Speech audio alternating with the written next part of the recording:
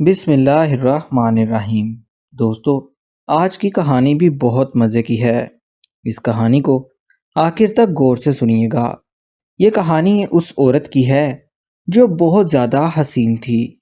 وہ ایسا لباس پہنا کرتی تھی جس کی وجہ سے لوگ اس کی طرف زیادہ متوجہ ہوا کرتے تھے۔ اس عورت نے اپنی ایک الگ ہی دنیا بنائی ہوئی تھی۔ اس نے معاشرے کو کافی حد تک خراب کیا ہوا تھا۔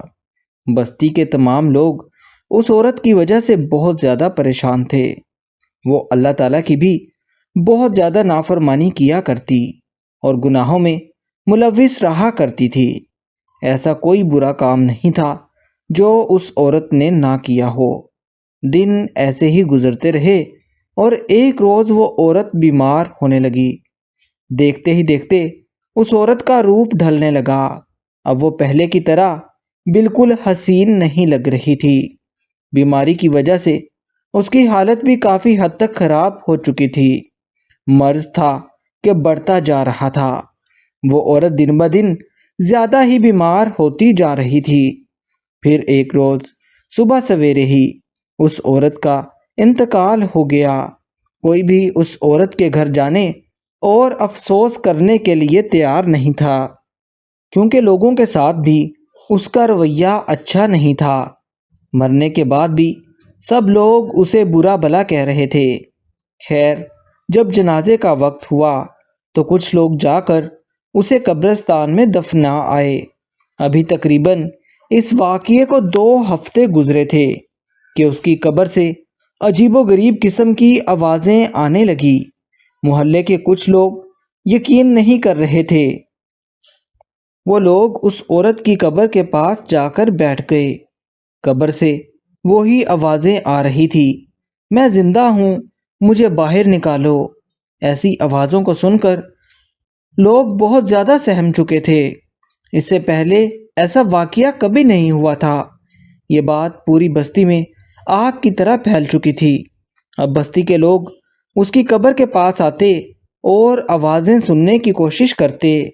لوگوں کو یقین ہو چکا تھا کہ یہ آواز قبر سے ہی آ رہی ہے۔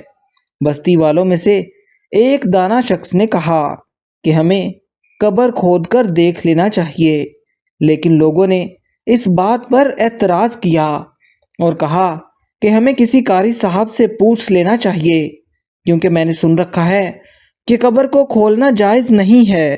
بستی کے کچھ لوگ اکٹھے ہوئے اور قاری صاحب کے پاس جا پہنچے۔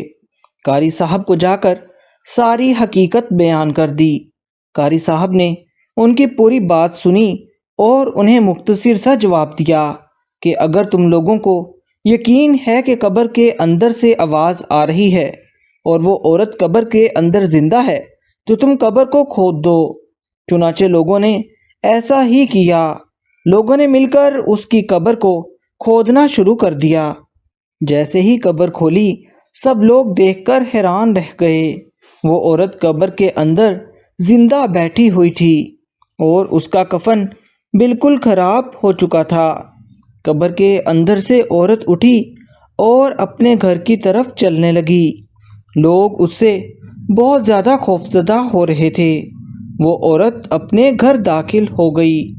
کچھ لوگ اس کے پیچھے پیچھے چل رہے تھے۔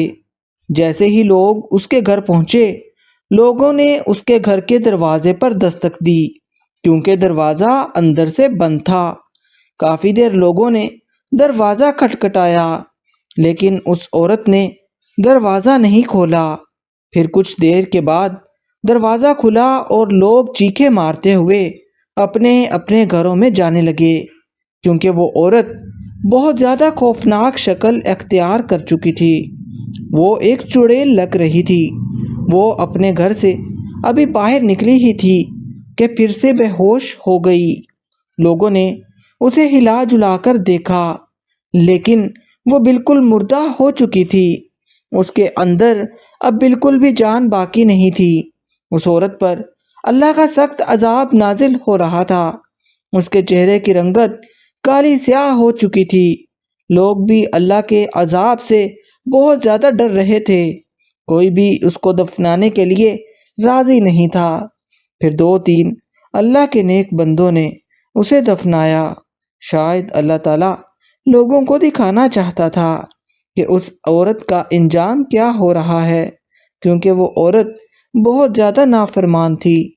وہ عورت لوگوں کے لیے عبرت کا نشان بن چکی تھی۔ بستی کے سب لوگوں نے اللہ تعالیٰ سے معافیاں مانگنا شروع کر دی۔ اس ایک عورت کی وجہ سے پوری بستی بہت زیادہ پریشان ہو رہی تھی۔ اللہ تعالیٰ نے اب ان بستی والوں کی معافیاں سن لی تھی۔ اب اس عورت کی قبر سے کوئی آواز نہیں آتی تھی۔ دوستو، کہانی اچھی لگی ہو تو ہمارے اس چینل UA وائس کو سبسکرائب کر لیں تاکہ ہمارے آنے والی ہر نئی کہانی آپ تک پہنچ سکے۔